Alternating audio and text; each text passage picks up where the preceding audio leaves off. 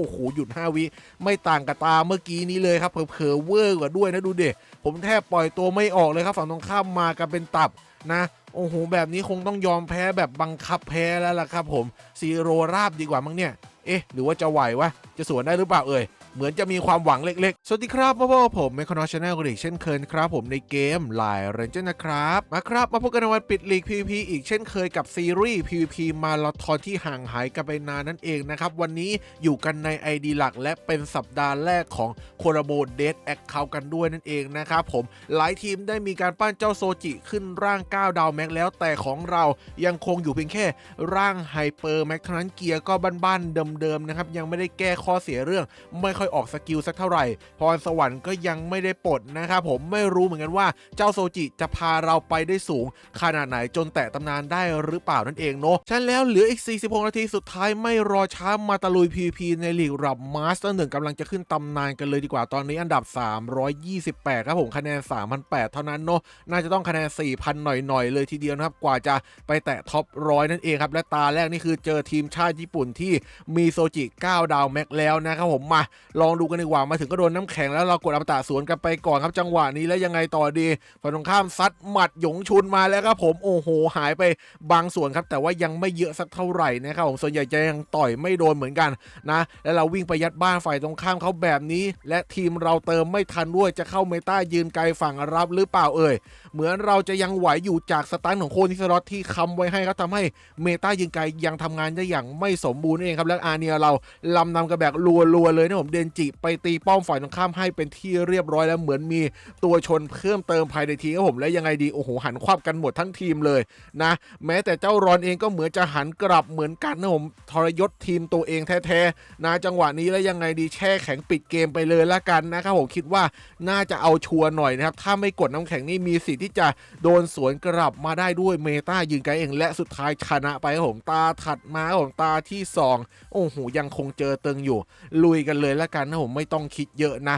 มาเลสโกครับปล่อยออกมาก่อนเลยเช่นเคยผมวิ่งไปกินพื้นที่กลางแมปกันนิดนึงโอเคจะได้ไม่เสียพื้นที่นะแต่ว่าเดนจิมันวิ่งคืนมาโอเคไม่เป็นไรครับเมื่อกี้นี้กับปะเราตายติด P22 เนาะสั่งเดนจิตายทันทีเลยน่าจะใช่คิดว่าอย่างนั้นนะครับแล้วเราโดนพายุกลับมาน่าจะเพราะโดนลำนำจากเจ้าอาเนียนะครับฝั่งบอทก็เลยกลัวเลยกดพายุกลับมาก่อนนั่นเองแล้วยังไงต่อดีครับผมเราไม่กดไอเทมสวนเพราะว่าเราจะเล่นเมตายืนไกลและสุดท้ายฝ่ายตรงข้ามหายหมดทีมนะครับผมโอเคจังหวะนี้เราต้องกดไอเทมบ้างก็แหละอย่างงกจนเกินไปเพราะว่าโดนลำนำค่อนข้างที่จะเยอะนะครับผมจังหวะนี้แล้วเราจะสู้ไหวไหมวะเนี่ยเหมือนฝั่งตรงข้ามจะเข้าเมตายืนไกลเล็กๆอยู่นะครับผมแต่ว่าเรายังพอกำจัดได้อยู่เนาะกองกำลังเรายังกระจัดกระจายอยู่ครับเพราะว่าโดนป่วยสตันโดนนู่นนี่นั่นเต็มไปหมดเลยนะทำให้มารวมตัวเข้าตำแหน่งออกสกิลกันไม่ได้นั่นเองครับแล้วก็โอ้โหออกไปปฏิบัติการรอบสังหารจากจินซีนี่เอาเรื่องอยู่กันกองกำลังเราหายไปเยอะพอสมควรครับผมและเริ่มกลับมารวมกลุ่มกันใหม่และยังโดนหมัดหยงชุนครับผมหายไปบางส่วนโอ้โห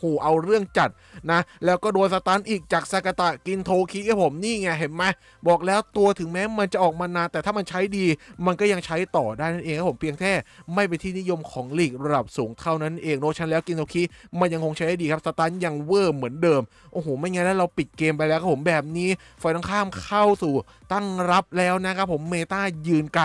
นะโอ้โหเอาเรื่องแล้วไงแบบนี้เราเหมือนจะปิดไม่ลงครับผมโดนหมัดหยงชุนสวนกลับมารัวๆนะแต่ว่าถึงแม้ฝั่งเราจะไม่โดนก็ตามแต่ว่าเราเข้าประชิดไม่ได้ครับผมดูจากปริมาณลอนที่ออกมาแล้วกับปะเรากระเด็นกันรัวๆอยู่หน้าบ้านอย่างแน่นอนและนั่นไงครับผมดูสิแม้แต่ไหวพริบเราก็โดนกระเด็นรัวๆเหมือนกันแล้วก็บอลมืดยิงปิดดาเมจมานะแล้วก็มีตัวอะไรเป็นทางด้านของปั่นป่วนใบนะครับผมเซนคูนั่นเองเนาะทีมเราไหวพริบนี่โดนกันรัวๆนะครับโอ้โหยื้อกันไปยื้อกันมาแบบนี้เอาแล้วไงอาเนียเราจะทำเกมอยู่ครับผมทำให้ฝ่ายตรงข้ามหันกลับไปตีกันเองอยู่ทำให้เรายังยื้อกลับมาได้อยู่นะครับยังไม่โดนเมตายิงไกลสวนจนแพ้นะผมโอ้โหสูสีจัดตานี้ยื้อนานมากนะภาคจนเหนื่อยแล้วนะครับผมยังไม่จบสักทีเราก็กดจนเมื่อยมือแล้วนะครับผมจบทีเถอะขอร้องล่ะอย่าไปถึงตัวของสุดท้ายเลยนะที่มีบัฟจากตัวเกมนะครับผมที่แบบว่ายื้อนานจนไม่รู้ชนะหรือเปล่านะครับยังไงดีชื่อว่าอะไรไม่รู้นึกไม่ออกแล้วนะครับรอมันขึ้นก่อนแล้วกันนะหวังว่าจะไม่ถึงจุดนั้นเนาะแล้วเราจะปิดดาเมจปิดเกมได้ไหม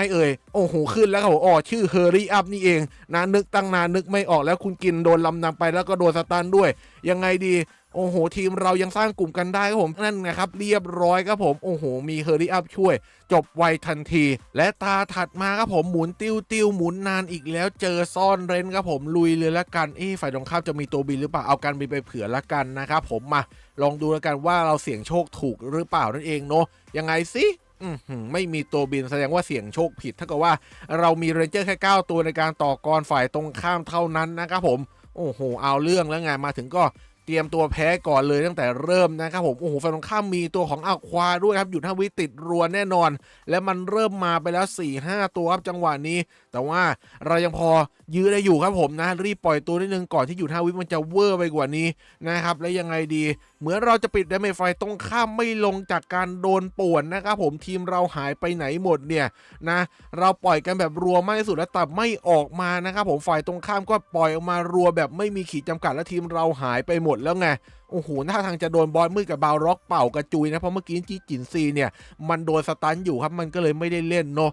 น่าจะเป็นกองหลังกว่านั้นนะครับและเรียบร้อยครับผมทีมเราหายหมดไปแล้วนะครับแม้จะมีไอเทมเหลืออยู่ก็คงไม่ได้ช่วยแล้วล่ะน่าจะโดนหยุด5 วิซะด้วยซ้ำยังไงสิโอ้โหไม่ไหวว่าโดนยัดมาแล้วโดนกับปะคริหายหมดทีมเรียบร้อยครับผมสู้ไม่ได้แล้วครับต้องยอมแพ้แล้วล่ะตานี้ดูหยุด5 วิมันติดสิโคตรเวอร์นะทุกคนโอ้โหเกินไปจริงๆว่ะนะโอ้โหแต่ว่าสล็อตเรานี่ยังเวอร์เหมือนเดิมนะครับผมดูฝั่งตรงข้ามสิสตันกันเป็นแถบเลยนะสุดท้ายก็ไม่ไหวอยู่ดีครับไหนแวะดูทีมฝ่ายตรงข้ามนิดนึงนะครับผมว่าหน้าตาเป็นอย่างไรนะเราแพ้ได้อย่างไรวะเนี่ยโอ้โหหยุด5 วิมีแต่ตัวตึงๆโอเคเข้าใจแล้วตัวป่วนก็เยอะด้วยนะครับผมดังนั้นแล้วขออนุญาตปรับทีมกันนิดนึงเนาะเพราะว่าเมื่อกี้เหมือนดาเมจทีมเราจะไม่พอนะเพราะว่าทีมผมณขณะนี้ไม่มีลดต้านใช้นะครับดีบัฟที่ค่อนข้างสำคัญในเมตาโคตรป่วนนี้เนาะทำให้ตัวดาเมจมันน้อยนะครับต้องหวังพึ่งดีบัฟลดต้านค่อนข้างที่จะเยอะนั่นเองนะครับผมดังนั้นแล้วเลยขอเอาโซจีออกและเอาพาวเวอร์ลงสนามมาแทนครับแล้วมาตีตาถัดมาเลยดีกว่าหมุนนานอีกแล้วครับท่านโอเค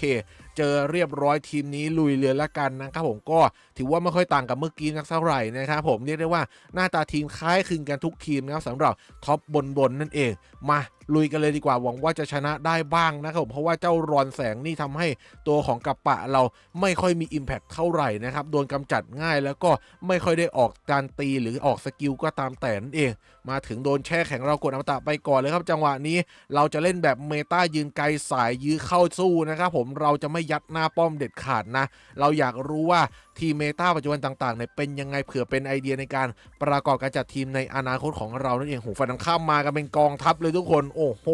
สุดจัดจริงๆแล้ววิ่งมาชิดหน้าบ้านเราแบบนี้เราจะไหวหรือเปล่าฝั่งข้ามยังไม่มาเรายังไม่กดไอเทมนะผมเรายังยื้อไว้นิดนึงยังยื้อไว้ศัตรูยังโดนสตันอยู่ยังไงกำลังออกสกิลแช่ไปเลยละกันจังหวะนี้และฝั่งเขากดอมตะอย่างนี้น่าจะ GG แล้วครับผมโอ้โหหยุด5 วิไม่ต่างกับตาเมื่อกี้นี้เลยครับเผลอเวอร์กว่าด้วยนะดูดิผมแทบปล่อยตัวไม่ออกเลยครับฝั่งตรงข้ามมากันเป็นตับนะโอ้โหแบบนี้คงต้องยอมแพ้แบบบังคับแพ้แล้วล่ะครับผมซีโรราบดีกว่ามั้งเนี่ย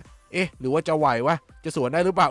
เหมือนจะมีความหวังเล็กๆนะครับด้วยเมตายืนไกลเพราะฝั่งตรงข้ามเขาสร้างกลุ่มไม่ได้แล้วค่อยๆกระจายมากันทีละตัว2ตัวนะครับและเราเริ่มจะดันออกกลับไปเอาหายหมดทีมแบบนี้พลิกสิครับผมโอ้โหนึกว่าจะแพ้ซะแล้วนะครับสุดท้ายเกมเปลี่ยนนะครับผมโอ้โหสุดจัดจริงๆว่ะเมตายืนไกลของเท่นะครับผมเมื่อกี้นี้สล็อตเบรกไว้ให้หลายจังหวะทำให้เขาเรียกรวมตัวมาสู้ทีมเราไม่ได้นั่นเองครับเลยเข้าเมตายืนไกลง่ายหน่อยครับสำหรับฝั่งเรานะและยังไงดี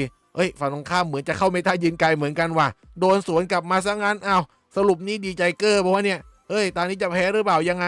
ไงดีปล่อยตัวรัวๆก่อนนิ้วล็อกไปหมดแล้วนะของจังหวะนี้แล้วยังไงโอ้โหทุบรัวๆเอาหายหมดอยู่ครับเมตายืนไกลเหมือนจะไม่เกิดอยู่นะครับผมขอบคุณเจ้าพาวเวอร์ด้วยอย่าเพิ่งดีใจกระตกกระตากไปครับเหมือนจะโดนสวนกลับมาได้ทุกเมื่อเชื่อวันนะครับผมแล้วยังไงดีเราจะปิดดาเมจลงได้หรือเปล่าเลือดป้อมค่อยๆลดจากการตีสเปรย์ของสายพิษและเรียบร้อยครับผมพลิกกลับมาชนะได้ของแท้และตาถัดมาครับผมลุยเลยและการเจออีกแล้วครับท่านโซจิ9 ดาวแม็กไม่รู้จะเป็นยังไงหวังว่าจะชนะไหว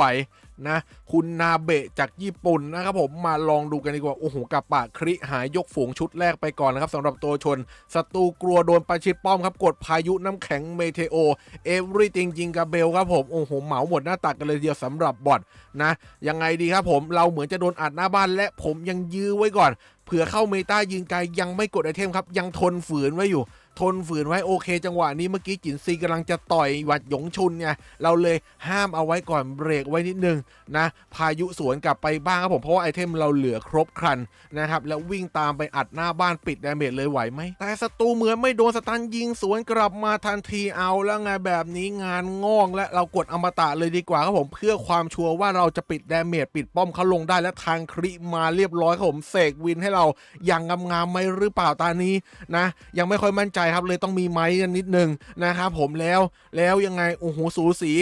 สีเหมือนจะพลิกกลับมาแพ้เหมือนกันด้วยนะเนี่ยเอาเรื่องครับผมตานี้นะเมตายืนไกลทั้ง2ฝั่งเริ่มทำงานนะผมแต่ว่าฝั่งผมนี่ค่อนข้างเสียเปรียบเพราะว่ายอมมาไปยืนข้างหน้าเครื่องสุดท้ายให้เขาเห็นก่อนนะครับผมอาจจะโดนสวนกลับมาได้ง่ายๆเลยจังหวะนี้แต่ว่าเมื่อเรายังวิ่งมาเติมทีมไม่ทันฝ่ายตรงข้ามสร้างกลุ่มไม่ได้นะครับผมเหมือนกับปะเราจะเคลื่องแตงกวาลอยมาอยู่เรื่อยๆครับผมแล้วก็ตัวของบังคับป่วนทำงานเรื่อยๆจากเจ้าเรมนะครับแล้วก็มีโสมด้วยนะรวมด้วยช่วยกันทำครับทำให้หลายตัวไม่ได้ออกสกิลและเรียบร้อยปิดเกมกันไปครับและตาถัดมาครับโอ้ฝ่ายตรงข้ามทีมคล้ายๆเราเป๊ะๆเลยนะครับผมโสมยังไม่ได้ปั้นแม็กเหมือนกันด้วยนั่นเองครับมาลองดูกันดีกว่าว่าตานี้ใครจะได้รับชัยชนะไปแบบไม่มีตัวใหม่มาช่วยสู้นั่นเองมาครับผมกระโดดกันมากลางแมปกันก่อนเนี่ยกำลังจะลำนำโอ้โหศัตรูกดแช่จังหวะมันเป๊ะจริงๆเรากดอมตะสู้กันไปก่อนนะครับแล้วก็จากนั้นเปลี่ยนทีม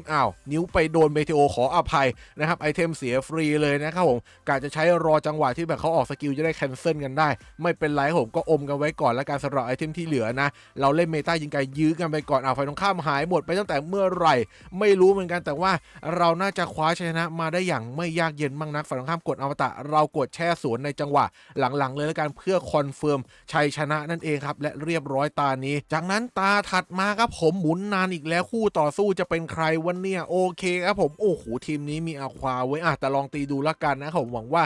เราจะคว้าชัยชนะมาได้เพราะว่าทีมอควาทีไรเนี่ยหยุด5วิติดดีเวอร์ทุกทีเลยครับไม่ค่อยอยากจะตีเท่าไหร่นะมาลองดูละกันโอ้ฝั่งตรงข้ามใช้เมกูมินด้วยนะครับผมหยุด5วิกี่ตัวเนี่ยเมื่อกี้ไม่ได้นับนะครับลองตีดูก่อนละกันนะชนะค่อยออกไปดูหรือแพ้ก็ออกไปดูเหมือนกันฝ่ายตรงข้ามโดนป่วนเยอะนะครับผมทำให้ไม่ค่อยได้ออกสกิลเท่าไหร่นะได้ออกน้อยอยู่นะครับแต่ว่าเหมือนจะเข้าเมตายืนไกลและหยุด5วิเริ่มมาแล้วผมโดนไป8ตัวเน้นๆปล่อยไม่ออกสักตัวโอ้โหเวอร์จัด9ตัวด้วยโอ้โหเหลือแค่บอสมืดที่มีกันหยุด5วิตัวเดียวเวอร์เกินโอเครอศัตรูวิ่งมาประชิดนิดนึงนะครับค่อยกดอมตะนะครับจะได้มีอมตะเหลือไว้สู้ฝ่ายตรงข้ามอยู่นะแล้วยังไงต่อดีจังหวะนี้ค่อยๆสวนกลับได้อยู่บ้างครับผมแต่ว่าเหมือนโดนอะไรหายยกแผงเลยว่าเมื่อกี้เนี่ยทีมเราเหมือนจะเป็นจินซีหรือเปล่าไม่แน่ใจครับเพราะว่ามองไม่ทันนะครับผมโอ้โหน่าจะใช่นะครับเมื่อกี้นี้โอ้จังหวะดีจัดมีรูเดียสด้วยฝ่ายตรงข้ามเมื่อกี้นี้น่าจะเป็นสวัสดิ์รูเดียสร่วมด้วยช่วยกันทำครับไม่งั้นแล้ว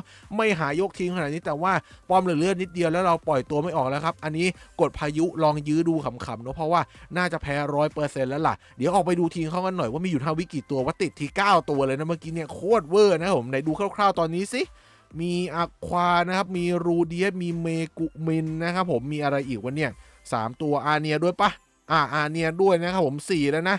5ตัวเลยใช่ไหมเนี่ยถึงจะติดดีขนาดนี้เดี๋ยวออกไปดูกันนิดนึงและนั่นไงครับผมว่าแล้วเชียร์หยุด5วิ5ตัวแล้วจะยอเป็นร่างโคลนด้วยหรือเปล่าโอ้เครื่องสุดท้ายเหรอแสดงว่ามีร่างโคลนแค่อควาตัวเดียวยังติดเวอร์ขนาดนี้เลยโอเคเป็นบทเรียนไปอ้างอิงได้ดีนะครับในการจัดทีมและตาถัดมาครับผมโอเคเจอทีมบ้านๆบ้างนะครับผมไม่ระดับเวอร์และนะโอเคครับผมไม่มีอควาเราก็สบายใจแต่มีตัวบินแทนนะครับไม่รู้ว่าจะโดนบินกดดันจนกระทั่งใช้ไอเทมเกลี้ยงแล้วพ่ายแพ้ในวินาทีสุดท้ายเลยหรือเปล่าไม่รู้มาลองดูกันดีกว่าฝ่ายตรงข้ามยังมีกินโทคิเหมือนกันนะผม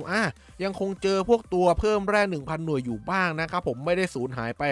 100% นะโอเคแล้วยังไงต่อดีครับผมโดนลำนำกันยับอยู่เหมือนกันนะทีมเราแล้วยังไงเราก็ลำนำเขาเหมือนกันว่าตัวชนเขาก็กลายเป็นของเราเหมือนกันแต่ตัวบินมากดดันเราแบบนี้ยังไงดีโอเคครับหมากลุกเอาอยู่ครับคงไม่ต้องห่วงอะไรมากมายนะกดอมตะไปได้เลยละกันนะผมจังหวะนี้แล้วยังไงดีทีมเรายังกระจัดกระจายอยู่ยังไม่มารวมตัวกันสักเท่าไหร่มีโอกาสเข้าเมตายืนไกลพอสมควรนะครับจังหวะนี้แต่ว่าฝ่ายตรงข้ามตัวชนเขาค่อนข้างอ่อนเนาะไม่มีเครื่องสุดท้ายสักเท่าไหร่นะครับมีจากเรนจิเนาะทำให้กินโทคิอาจจะใช้งานไม่ได้ไปตัวหนึ่งเราก็น่าจะชนะได้ง่ายจากจำนวนนี้นั่นเองครับและเรียบร้อยไปครับผมชนะจริงๆด้วยและตาถัดมาครับผมหมุนนานอีกแล้วหาศัตรูนานเหลือเกินนะปิดลีกทีไรเป็นอย่างนี้ทุกทีเลยเกมเมื่อไหร่จะแก้วะเนี่ยและทีมนี้มีโซจิ 9 ดาว160คู่แชมเปญมืดซะด้วยนะครับผมเอามาลองดูกันเมื่อกี้ไม่มีตัวบินเนาะกลับทีมเดิมพื้นล้วนๆกันดีกว่าครับผมมาลองดูกันดีกว่าว่าตานี้จะชนะไหวหรือเปล่านะแอบเกรงกลัวตัวแชมเปญมืดอยู่เหมือนกันนะครับเพราะว่า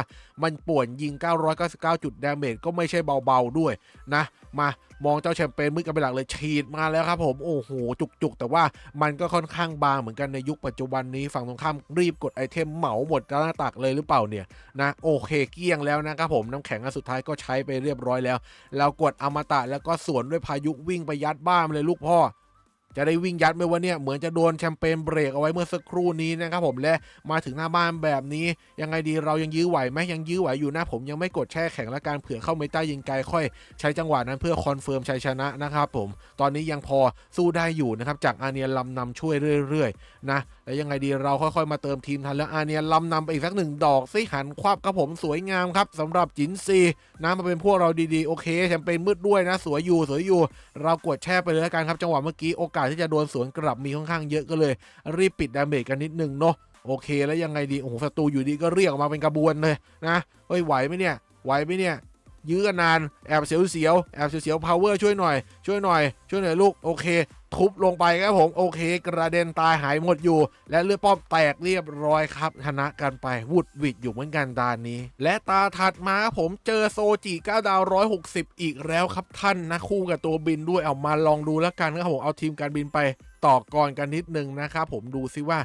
เราจะชนะได้หรือเปล่าเนาะเพราะว่าหลายตัวยังไม่ปั้น9 ดาวแมกโนน่าจะไหวอยู่นะครับและยังไงดีตานี้โอ้โหกองหน้าเราหายเรียบเลยว่าโดนกับปากครีหายหมดนะครับผมเหมือนจะโดนกดดันเล็กๆมานะครับตั้งแต่เริ่มต้นแต่ว่ามันเป็นโอกาสให้เราเข้าเมตายิงไกลได้ง่ายมากยิ่งขึ้นนั่นเองนะและยังไงดีครับผมเหมือนเราจะโดนป่วนกระเด็นจากโสมรัวๆแต่ว่าไม่ตายนะครับแค่โดนป่วนกระเด็นเฉยๆนะโดนสะกิดนิดสะกิดหน่อยตายแค่เล็กๆน้อยๆเท่านั้นนะครับไม่สะดุ้งสะเทือนเท่าไหร่แล้วทีมเรากระจายโคตรเลยกดแค่แข็งสวนไปเลยแล้วกันผมจะเก็บอมตะไว้เพิ่มเลือดป้อมในภายหลังนั่นเองเนาะเพื่อเคาน์เตอร์ตัวบินนะครับเผื่อหมากลุกเราเอาไม่ลงนะครับผมอาจจะโดนป่วนหรือโดนฆ่าตายบ่อยนะครับทำให้เลือดป้อมเราโดนกดดันรัวๆให้ใช้ไอเทมอมตะเลยเองแต่ยังไหวอยู่ครับสำหรับหมากลุกโอเคเราไปชิดหน้าบ้านฝั่งข้างบ้างกดอมตะสวนเลยแล้วกันนะผมเพื่อปิดเกมทันทีครับผมโอเคลุยกันอย่างต่อเนื่องครับตาถัดมาหมุนนานอีกแล้วโอ้โหเพิ่งชมไปได้ตาเดียวหมุนอีกแล้วโอเคครับผมทีมนี้เราน่าจะไหวอยู่ครับยังไม่มีตัวตึงเพิ่มหยุด5 วิอย่างเอาความาช่วยนะเราน่าจะคว้าชัยชนะมาได้ครับผมนะเพราะเมื่อกี้นี้เราก็แพ้ชนะสลับกันไปค่อนข้างเยอะอยู่เหมือนกันนะครับแล้วยังไงดีโดนมุ้งกลับมาโดนพาวเวอร์ทุบโอ้โหเฮ้ยแอบเสียวเขาเล่นแรงกว่าดูกระป๋าทางครีเขาสิโอ้โหเมื่อกี้นี้ยอคือตายรวดเดียวพร้อมกันหมดเลยนะครับยังดีนะมีตัวของอาเนียช่วยลำนำคำไว้ให้อยู่รีบเลยนะกดอมตะก่อนเลยครับผมอย่าทิ้งเวลานานเดี๋ยวโดนแตงกวาเคลี้ยงมาแล้วจะงานงอกนะครับผมแล้วยังไงดีเรายังยื้อด้วยเมตายิงไกลสักเล็กน้อยแล้วพายุสวนเลยและการกลัวโดนทางครีหายหมดนะครับและพัดกลับไปแบบนี้ยัดหน้าบ้านให้จบเลยได้หรือเปล่านะกดจรวดไปนิดนึงนะครับผมแล้วก็รอนิดหน่อยเพราะว่าฝั่งศัตรูเนี่ยเขาโดนสตันจากสล็อตเราอยู่เนาะก็เลยไม่รีบกดไอเทมน้ำแข็งนะครับไว้รอจังหวะแก้ง่างานนะครับผมเผื่อฝั่งตรงข้ามเขาเข้าเมตายิงไกลเราจะซวยเอาเก็บน้ำแข็งไว้จังหวะโอกาสนั้นนะครับผมจะได้การันตีจะชนะได้เนาะตอนนี้เราได้เปรียบอยู่ก็เก็บไอเทมไว้ก่อนได้นะครับแล้วยังไงดีโอเคเลือดป้อมรถแบบนี้น่าจะไม่มีพลิกโผล่แล้วนะครับน้ำแข็งน่าจะไม่ต้องใช้หรือเปล่าทีมเราเริ่มมาเติมเยอะแล้วโอเคน่าจะการันตีชัยชนะในตานี้เรียบร้อยแล้วนั่นเองครับผมเรียกตัวมาก็ไม่มีทางดันกลับออกมาได้อีกต่อไปแล้วนั่นเองครับชนะกันไปครับตานี้จากนั้นตาถัดมาครับผมทีมนี้โอเคโคนี่บินดุแล้วก็ไม่มีอควาเสริมหยุด5 วิเพิ่มเติมเลยไม่ค่อยน่ากลัวเท่าไหร่เอาแค่ทีมการบินไปตีน่าจะไหวอยู่ครับสำหรับตานี้มาปล่อยไปเลยครับบัฟวิ่งไวไปกินพื้นที่ก่อนแล้วแตงกวาลอยไปจากไหนไม่รู้หายยกทีมอยู่เหมือนกันโอ้โห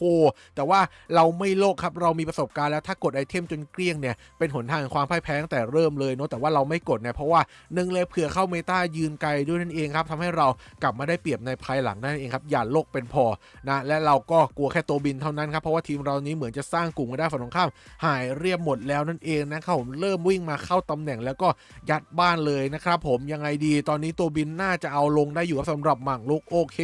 นะเหลือแค่ภาคพื้นฝ่ายตรงข้ามแล้วครับผมวิ่งมายัดกันเลยทีมเรานะยิงกันรัวๆครับสว่านเจาะเข้าไปหายเรียบอยู่แค่แข็งมาก็ไม่เป็นผลและจังหวะนี้กดอมตะเพื่อความเซฟและการันตีชัยชนะในตานี้เลยละกันนะวิ่งมาเติมกันรัวๆแล้วครับทีมเราโอเคลำนำกันยับอยู่เหมือนกันครับอมตะจังหวะนี้คงไม่มีสิทธิ์ที่จะแก้เกมแล้วครับผมสำหรับฝั่งบอลนะการันตีคว้าชนะแน่นอนครับสำหรับตานี้ยื้อไปก็เปล่าประโยชน์นะหยุด5 วิติตอนนี้ก็ช้าไปแล้วนะครับเพราะว่าทีมเราครองพื้นที่ไว้หมดเรียบร้อยแล้วนั่นเองนะครับผมยังไงที่เหลือเลือดป้องอีกหน่อยนึงอย่ายื้อเลยโอเคเรียบร้อยไปอีก1ตาครับผมและตาถัดมาผมหยุด5 วิ5ตัวมีฟิตด้วยไม่เห็นนานเว้นไหนดูซิว่ามันใช้งานเป็นอย่างไรลองมาตีกันดูครับผมมาเลสโกครับปล่อยออกไปเหมือนเดิมนะครับผมวิ่งไปกินพื้นที่กลางแมปกันนิดนึงนะครับผมแล้วฝั่งตรงข้ามเหมือนจะกระโดดข้ามมากินพื้นที่แต่ว่าอาเนียเราเหมือนจะลำนำได้หรือเปล่าหรือว่าโดนสตันหรืออะไรสักอย่างนึงทำให้บอทโลกครับผมกดไอเทมเหมาหมดหน้าตักเลยทีเดียวโอเคเรากดอมตะสวนกลับไปเลยครับจังหวะช้าๆแบบนี้แหละเพราะเมื่อกี้สล็อตเบรกไว้ให้นะครับผมแล้วก็เล่นแบบเมตายิงไกลสวนกลับไปเนาะน้ำแข็งกับตัวของพายุเราเก็บไว้ก่อนครับไว้จังหวะสำคัญเผื่อฝั่งตรงข้ามเข้าเมตายิงไกลเราจะได้การันตีชัยชนะด้วยไอเทมกันได้นั่นเองครับผมดูไหวอยู่นะครับผมค่อยๆกำจัดกองกำลังฝ่ายตรงข้ามที่วิ่งมาหาเราทีละตัว2ตัวไม่ได้มาเป็นกลุ่มเป็นก้อนนะครับผมแล้วยอฝ่ายตรงข้ามยังวิ่งมาให้เราเห็นอยู่นะครับทำให้เราเข้าเมตายืนไกลได้อยู่นี่ครับสอยไปถึงฝ่ายตรงข้ามนะอยู่5 วิก็ยังติดไม่เยอะเท่าไหร่เราน่าจะสู้ได้อยู่ฝั่งข้ามสร้างกลุ่มยังไม่ได้นะครับผมและยอหายไปเรียบร้อยแล้วอยู่ดีฝ่ายตรงข้ามปล่อยออกมาเป็นกองทัพได้ยังไงวะเนี่ยนะโอเคครับผม power เรายังทุบได้อยู่นะครับผมแล้วยื้อฉุดกระชากอยู่กลางแมปครับผมแต่ว่ายอเราไปยื้ออยู่หน้าบ้านเขาเลยทำให้เขาเห็นเราก่อนเคลี้ยงลำนำโดนยิงข้ามหลังมาโอ้โหแบบนี้จะสร้างกลุ่มไหวไหมยังพอได้อยู่นะครับผมเดเมจยังมาไม่ถึงกองหลังฝ่ายเรานะครับแล้วก็ฝั่งตรงข้ามวิ่งมาให้เราเข้าเมตายืนไกลแล้วครับท่านติดเฮือกสุดท้ายอยู่หน้าบ้านเราก็สวนกลับไปหายหมดสิครับผมแบบนี้โอ้โหเฮ้ยมันสูสีว่าตานี้ลุ้นอีกแล้วครับท่านนะจะชนะหรือเปล่าหรือว่าจะแพ้กันแน่ตานี้โอ้โหฟิตมันก็เอาเรื่องเหมือนกันนะหรือเปล่าไม่แน่ใจนะเพราะว่าผมก็ไม่เห็นเหมือนกันเนาะแต่ที่รู้คือเหมือนมันจะแอบยืนถึกกว่าชาวบ้านเขาอยู่เหมือนกันนะยืนอยู่ได้นานทำให้อยู่5 วิติดได้ดีอยู่เหมือนกันแต่ว่าก็ไม่ได้นานสักเท่าไหร่หรอกนะครับแค่มันดีกว่าสายวัยตัวอื่นที่ค่อนข้างเปราะบางเป็นพิเศษนั่นเองนะเห็นข้อดีตรงจุดนี้อยู่เหมือนกันครับแต่เรื่องอื่นเหมือนจะไม่ค่อยได้เห็นสักเท่าไหร่นะแล้วยังไงดีครับผมวิ่งมาถึงหน้าบ้านฝ่ายตรงข้ามแบบนี้จะเข้าเมตาฝั่งตรงข้ามอีกหรือเปล่าเหมือนจะใช่นะครับแต่ว่าเมกูมินเราเมื่อกี้ Explosion ไปหายไปครึ่งทีมอยู่เหมือนกันฝ่ายตรงข้ามก็มี Explosion สวนกลับมาแต่ว่าไม่ถึงกองหลังเราแน่นอนเพราะเมกูมินไม่มีข้ามกลุ่มหลังครับและเราก็ยังวิ่งมาเติมทีมได้ทันครับทีมเราไม่ได้หายไปไหนเพียงแต่โดนป่วนเยอะก็เลยวิ่งมาเติมทีมไม่ทันนั่นเองครับสุดท้ายวิ่งมากันทันเรียบร้อยครับจังหวะนี้เคลื่องแตงกวากันรัวๆยังมีอีกเหรอยกลอยโอ้โหยังมาขัดจังหวะชัยชนะอีกนะและยังไงดียังเข้าเมตายิงไกลได้อยู่หรือเปล่าเหมือนจะไม่ได้แล้วแต่หยุด5 วิติดเวอร์จัดนะครับจังหวะนี้แล้วปิดดาเมจลงหรือเปล่าเหมือนจะได้อยู่ครับผมตอนข้างพยายามสร้างกลุ่มแต่เหมือนจะยังดันไม่ออกนะครับผมโอเคพาวเวอร์ทุบไปหายหมดกับปะคริคอนเฟิร์มคิวแน่นอนแบบนี้เฮอร์รี่อัพแล้วชนะแน่นอนครับผมเลือดป้อมลดหวบและชนะไปนั่นเองครับโอ้โหตานี้เหนื่อยมากจริงๆณขณะนี้อันดับ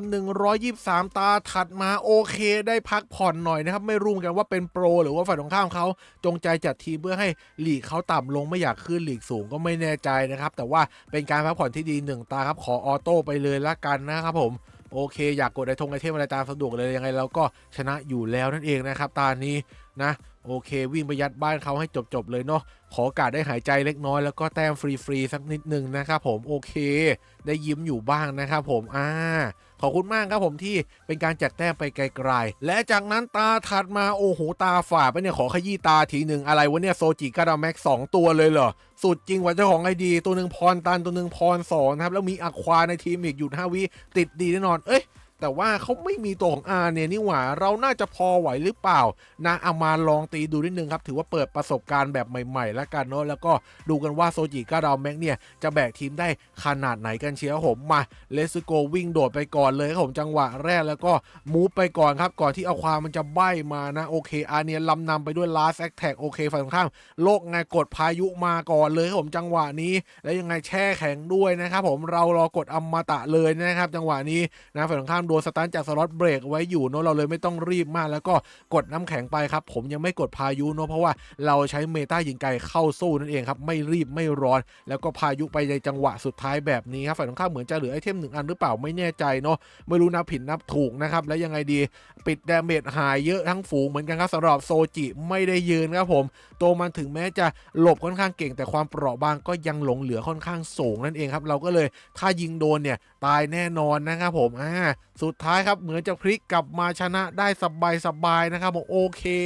สวยงามครับผมตานี้ถัดมาครับเจอโซจิอีกแล้วครับท่านแต่ว่าเป็น9 ดาว160เท่านั้นแต่มีตัวละครลับอย่างมาซิลมาเสริมครับ9 ดาวแม็กไม่ได้เห็นกันนานนะครับผมไม่รู้ว่าเขาตั้งใจเอามาเสริมกับตัวของพรสวรรค์โซจิที่ตีแรงขึ้นเมื่อตีตัวใบหรือเปล่านั่นเองนะครับเพราะมาซิลมันใบ999จุดนั่นเองนะครับมาถึงเราวิ่งไปกินพื้นที่เร็วไปหรือเปล่าดูมาซิลหน่อยว่าจะมีโอกาสได้ยิงไหมครับในเมตาบังคับป่วยแบบนี้โดนโสมกระเด็นโดนเรมใบอีกโอ้โหยับแน่นอนแบบนี้นะแต่เหมือนว่าจะมีได้ยิงออกไปบ้างหรือเปล่าเล็กๆน้อยๆนะครับถ้าได้ยิงแบบนี้สงสัยอาจจะเข้าเมตายิงไกลฝั่งรับได้อยู่นั่นเองครับเพราะว่าโดนลดและยืนบวกใบนั่นเองนะครับผมโอ้โหเอาเรื่องแล้วไงมาซิลยังมีโอกาสได้เล่นอยู่ครับมันไม่ได้อ่อนแอขนาดนั้นนั่นเองแล้วแค่ไม่นิยมเท่านั้นนั่นเองครับเราเลยต้องกดไอเทมทันทีครับผมอยากให้เขาได้เล่นอยู่ฝ่ายเดียวครับเพราะว่าเรามีโอกาสแพ้สูงอยู่เหมือนกันนะครับผมกดอมตะไปเลยกันด้วยความกลัวนะทีมเราเหมือนจะหายไปเยอะแล้วด้วยนะครับผมเอาเรื่องแล้วไงมาซิลอย่าเพิ่งหมิ่นมันนะมันมีความเก่งกาจอยู่ครับถ้าใช้งานได้นั่นเองนะโอ้โหแล้วก็เราโดนเล่นยับเลยว่ะทุกคนพาวเวอร์มันทุบรัวเลยนะครับแล้วก็โดนมาซิลใบโดนดึงระยะหายหมดทีมกับป่านี่เพียบนะครับผมเต็มทีมเคลื่องแตงกวากันรัวหายยกทีมครับแบบนี้กดพายุไปก็ไม่ได้ช่วยอะไรแล้วแต่ว่าผมอยากลองกดดูนะครับผมเผื่อจะมีโอกาสพลิกกลับมาบ้างสักเล็กน้อยนี่ขนาดไม่มีหยุด5 วิเนี่ยเหมือนจะเป็นตาบังคับแพ้ยังไงอย่างนั้นเลยนะครับผมตานี้ไม่ไหวจะเคลียร์ครับแพ้อยู่ดีขนาดสล็อตเบรกเอาไว้ให้ก็ไม่ไหวครับผมพาวเวอร์ทุบกันรัวยอมแพ้ครับผมและตาถัดมาครับผมยังคงเจอโซจิ9 ดาวแม็กแต่แค่นั้นไม่พอผมเป็นโคนเพื่อนพัส3 ตัวเลยทีเดียวครับผมโอ้โหแบบนี้เราจะสู้ไหวหรือเปล่าครับเพราะว่าน่าจะแพ้ทางด้านของจำนวนค่อนข้างเยอะนั่นเองเนาะเก่งไม่กลัวมาเยอะครับสุภาษิตนี้ใช้ได้เสมอฉะนั้นแล้วเรามีโอกาสแพ้สูงมากครับตานี้แต่ว่าลองเล่นดูแล้วกันเนาะมาถึงครับผมศัตรูกดพายุไปเลยน่าจะโดนลำนำไปเมื่อกี้นี้นะครับผมแล้วยังไงดีเราขออนุญาตยื้อหน้าบ้านกันนิดนึงเข้าเมตายืนไกลกันหน่อยหวังว่าจะใช้ได้นะเราคงไม่ต้องกดไอเทมสวนกลับไปนะครับแต่ว่าเราสร้างกลุ่มไม่ได้เลยว่ะโอเคน้ำแข็งมาคงต้องกดไอเทมแล้วละครับผมฝ่ายตรงข้ามเหมือนจะออกมาโคตรอภิมหาเยอะนะโดนยิงไปเท่าไหร่ก็ไม่ตายหมดสักทีนะครับผมดูเดี๋ยวโดนครีอะไรก็ยังกองกันหน้าบ้านเยอะอยู่พอสมควรจำนวนนี่พอๆกับฝ่ายเราเลยนะครับนี่ขนาดเรากำจัดไปเยอะแล้วฝ่ายตรงข้ามยังเหลือไอเทมอยู่ด้วยนะครับผมโอกาสแพ้สูงมากครับตานี้เป็นไปตามคาดเลยหรือเปล่าโซจิก็ยิงรัวๆอยู่เหมือนกันครับติดไฟเต็มหัวเลยครับฝั่งเรานะแล้วก็เหมือนกองหลังเราน่าจะสร้างกลุ่มไม่ได้หรือเปล่านั่นไงหายเกลี้ยงหมดแล้วนะครับผมถ้าทางจะแพ้จริงๆนะผมสำหรับตานี้ยอมเลยแล้วกันนะครับไม่น่าจะสู้ได้ละดูจำนวนฝ่ายตรงข้ามสิโคนเพื่อนพัดนะครับผมโอ้โหสุดจริงว่ะไทโยชิอองแล้วก็โซจินั่นเองนะครับและตาถัดมาครับผมต้องเร่งมือกันหน่อยนะครับเพราะว่ากำลังจะหมดเวลาแล้วเองหมุนหน้านี่ยังไงตานี้โอเคครับเจอแล้วเป็นโซจิ9 ดาวแม็กอีกแล้วครับท่านโอ้โหเจอไม่พังจริงตอนนี้อันดับ104เหลืออีก5 นาทีสุดท้ายบอกว่าจะชนะตานี้แล้วขึ้นท็อป100ตำนานกันได้นั่นเองครับปล่อยออกไปก่อนเลยชุดแรกรอบนี้เราจะเปลี่ยนแผนกันนิดนึงเนาะเราจะไม่เล่นสายยื้อและเราจะกระทืบเขาก่อนเลยครับด้วยการใช้ไอเทมก่อนครับน้ำแข็งลุยนำหน้าเบิกทางกันไปก่อนเลยแล้วยังไงดีปิดดาเมจไม่ลงครับศัตรูโดนลำนำพายุกลับมาครับผมแล้วใช้เทมเพิ่มไหมเหมือนจะไม่ใช้นะครับผมโอเคไม่เป็นไรเราพายุสวนเลยรีบจบเกมกันหน่อยเดี๋ยวเวลามันไม่ทันนะครับผมเดี๋ยวจะเสียดายเอาในภายหลังนะโอเคครับน้ำแข็งมากดอมตะไปเลยครับเกือบโดนอาเนียลำนำไปเล็กน้อยนะยังได้อยู่ครับผมรีบเก็บกวาดหน่อยหวังว่าจะปิดดาเมจลงเนาะโอเคมี power ช่วยอยู่ครับก็กำจัดได้เร็วอยู่เหมือนกันครับแต่ว่าฝ่ายตรงข้ามก็เข้าเมตายืนไกลหน่อยอยู่เหมือนกันเนาะแต่ว่าเรายังลดจำนวนฝ่ายตรงข้ามได้อยู่เลยยังไม่น่ากลัวมากมายนักนะครับมีพัวของสล็อตแล้วก็อาเนียช่วยค้ำกันอยู่นะครับก็เลยไหวอยู่นะฝ่ายตรงข้ามเริ่มโดนสะกิดป้อมแล้วนะผมคลิกกระปะรัวๆแตกทันทีครับชนะไปอีก1 ตาโอ เค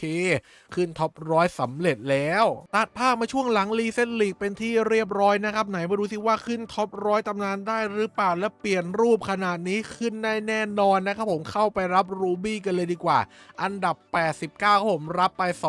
220รูบี้เน้นครับขึ้นตำนานมาอีก1ครั้งแล้วนั่นเองครับด้วยทีมดั้งเดิมไม่ต้องพึ่งพาตัวใหม่กันนั่นเองนะครับก็หวังว่าคลิปนี้เนี่ยจะเป็นแรงบันดาลใจให้ใครหลายๆคนที่เปิดตัวใหม่ไม่ออกเนี่ยจัดทีมแบบดั้งเดิมแล้วก็คว้าชัยชนะไต่ขึ้นลีกระดับสูงได้เองเนาะผมทำให้ดูเป็นที่เรียบร้อยแล้วนั่นเองครับรวมพลตัวเก่าก็สามารถขึ้นตำนานได้อยู่นั่นเองและก่อนจะลาไปอย่าลืมกดไลค์กด Subscribe กดกระดิ่งแจ้งเตือนเป็นกำลังใจให้ช่องไมโครน้อยกันด้วยนั่นเองนะครับสำหรับวันนี้ก็ประมาณนี้ครับผมลาไปก่อนนะครับสวัสดีครับบ๊ายบาย